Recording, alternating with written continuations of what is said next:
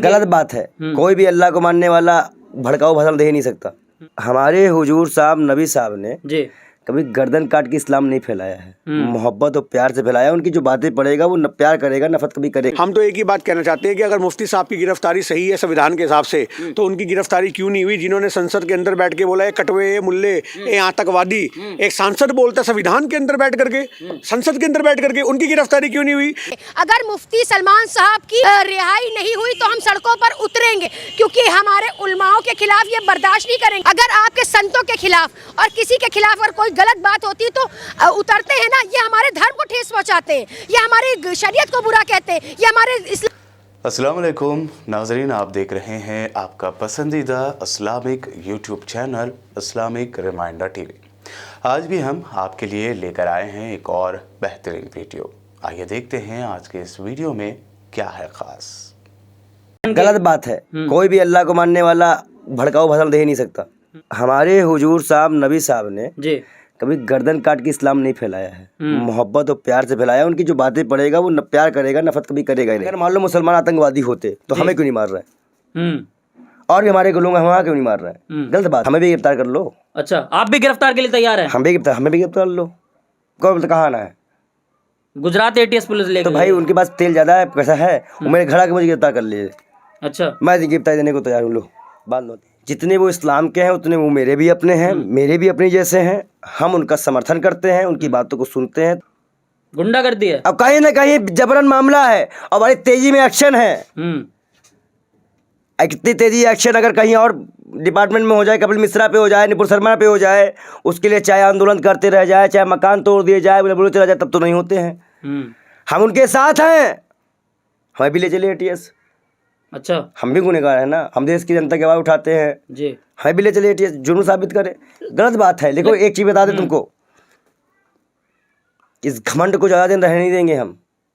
ये बहुत बड़ा गुनाह किया इन्होंने, बहुत बड़ा गुनाह किया है। मिस्र से पढ़ के आए हैं वो, काफ़ी नॉलेज है उनको इस्लाम के बारे में जी। हम तो जितना बताए हैं उतना तो क्या है हमें मालूम नहीं, उनको बहुत मालूम है। लेकिन कह रहे हैं कि वो भड़काऊ भाषण गलत बात है। कोई भी अल्लाह को मानने वाला भड़काऊ भाषण दे ही नहीं सकता। उन्होंने कहा कि कुत्तों का दौर है या फिर हमारा दौर आएगा, ऐसा वर्ड इस्तेमाल किया। देखिए कहीं ना कहीं वो एक शेर है जी। अब कई लोग उसको नॉर्मल रील में भी तय कर लेते हैं, कई लोग उसको भड़काऊ भाषण में भी तय कर लेते हैं, कई लोग उसको सब जगह में ये यूज हो जाता है। और कहीं ना कहीं वो इजराइल फिलिस्तीन को लेके बात चल रही थी। सिंपल सी बात है, जब इजराइल फिलिस्तीन को लेके बात चल रही है तो आप कैसे उसको रेट कर दिए? तो कहीं ना कहीं उनको मुसलमान होने की कीमत चुकानी पड़ रही है। हम तो एक ही बात कहना चाहते हैं कि अगर मुफ्ती साहब की गिरफ्तारी सही है संविधान के हिसाब से, तो उनकी गिरफ्तारी क्यों नहीं हुई? जिन्होंने संसद के अंदर बैठ के बोला है कटवे ये मुल्ले ये आतंकवादी, एक सांसद बोलता संविधान के अंदर बैठ करके, संसद के अंदर बैठ करके, उनकी गिरफ्तारी क्यों नहीं हुई? जब बोला जाता है ठाकुर साहब जैसे लोग कि गोली मारो सालों को मुसलमानों के लिए, तब गिरफ्तारी क्यों नहीं हुई? जब बड़े बड़े साधु संत बोलते हैं कि फलाने काटे जाएंगे, राम राम चिल्लाएंगे, ये होता है धार्मिक उन्माद। देखिए सबसे बड़ी बात तो ये है कि उन्होंने बयान दिया कि कुत्तों का वक्त है, हमारा जमाना बाकी है। तो कुत्ते को आप धार्मिक उन्माद से कैसे जोड़ दोगे? आप ये बोल सकते रहे कि भैया जो इनके जो अल्फाज हैं वो हमारी इंसल्ट कर रहे हैं, हमारी बेइज्जती के लिए शब्द प्रयोग किए गए हैं, तो आप इसमें धर्म कहाँ से लेके आ गए? आप धर्म कहाँ से लेके आगे? मुझे ये बात बता दो। ऐसे ही लोग एफआईआर कैसे करवा रहे हैं? धार्मिक उन्माद ये होता कि वो बोलते अल्लाह का नाम लो, घरों से निकल पड़ो, निकालो हिंदुओं को बाहर, कूद पड़ो मैदान जंग में, अब इंसाफ होगा। अगर इस तरह के अल्फाज बोले जाते तो हम कहते धार्मिक उन्माद।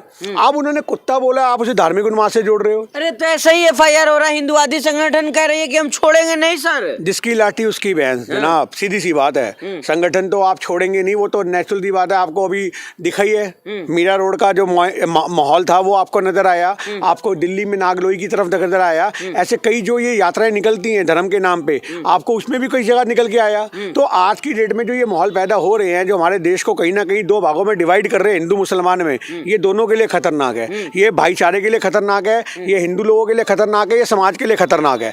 आज हर इंसान को इससे बचना पड़ेगा। आज जो धार्मिक उन्माद की आप बात कर रहे हो, सरकार को ये चाहिए कि एक ऐसा माहौल पैदा करे जिससे देश में भाईचारा बने। ऐसा माहौल पैदा ना। लेकिन लोग तो कह रहे हैं कि सर जिस तरह से उनकी गिरफ्तारी हुई है, उसका समर्थकों की भी कुछ गिरफ्तारी हुई है जो नारेबाजी कर रहे थे कि मुफ्ती को रिहा करो, मुफ्ती को रिहा करो। देखिए आज की डेट में आपको समर्थन करने का मौका ही नहीं मिलेगा।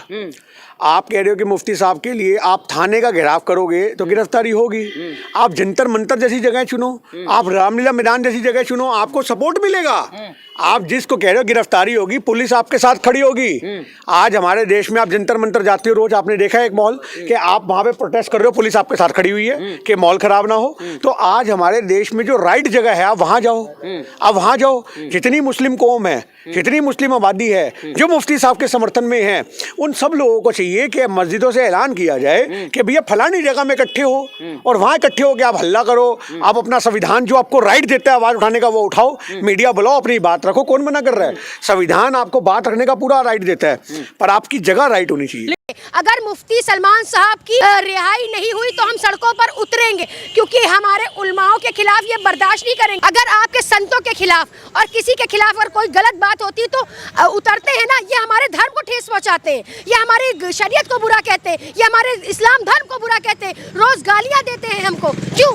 हमारी खता क्या है? हमारी गलती क्या है? क्या हिंदुस्तानी मुसलमान होना गलत है? क्या हिंदुस्तान में मुसलमान का रहना गलत है? अगर आप ये साफ कर दीजिए मोदी जी, अगर ये स्पष्ट कर दीजिए तो फैसला सरेआम और सरे मैदान में हो जाएगा। कि सुरेश चौहान को जानते हैं? बिल्कुल। उन्होंने मांग उठाया था कि मुफ्ती सलमान को गिरफ्तार करो, इस जहरीली मौलाना को गिरफ्तार करो। वो क्या है? वो खुद क्या है? अपने आप को देखे। सुरेश चौहान के जी क्या है? वो नफरत का बाजार है, और नफरत का बाजार गर्म करने के लिए, हिंदू मुस्लिम को लड़ाने के लिए एक चैनल खोला गया, सुदर्शन चैनल। वो इसी के लिए खोला गया है ताकि आपस में विवाद हो, आतंकवाद को बढ़ावा मिले। जब आप इस तरह के आतंकवाद को बढ़ावा देंगे, सुरेश चौहान के एक आतंकवादी है, मैं आपके खुले चैनल से कह रही हूँ, और तैयार हो जाए सरकार, मोर्चा खोल देंगे हम। सबसे कुछ देर की खामोशी है, फिर शोर आएगा, कुत्तों का वक्त आता है, हमारा दौर आएगा। बड़ा वायरल हो रहा है जनाबी वाला मिसरा, या इसको रुबाई कहिए। सवाल उन भक्तों से है जो पीछे पड़ गए हैं इस्लाम के, मुसलमान के, मुफ्ती अजहर के।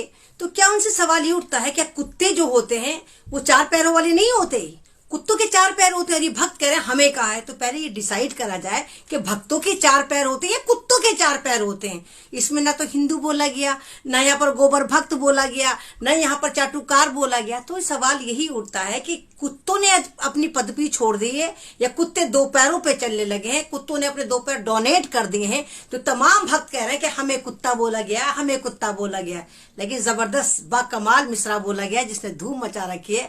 और मुफ्ती सलमान अजहरी जो इस लपेटे में आए हैं, इस शेर के लपेटे में आए हैं, ये वाली बात दर्शाती है कि ये लोग इतने बौने हैं कि इनको मुसलमानों के शेरों से डर लगता है। और जो लोग डरते हैं, कपकपाते हैं, वो छोटे होते चले जाते हैं और फिर वो इतने बौने हो जाते हैं कि एक आंधी आती है और उनको उड़ा कर ले जाती है। तो इस वक्त हिंदुस्तान में वही आंधी आई हुई है जहां पर मुसलमान कुछ भी बोलते हैं तो ये बौने जो हैं ये डर जाते हैं और उन मुसलमानों की शायरी पे उनको जेलों में डालना शुरू कर देते हैं। तो मुफ्ती सलमान अजहरी, पूरा हिंदुस्तान आपके साथ है।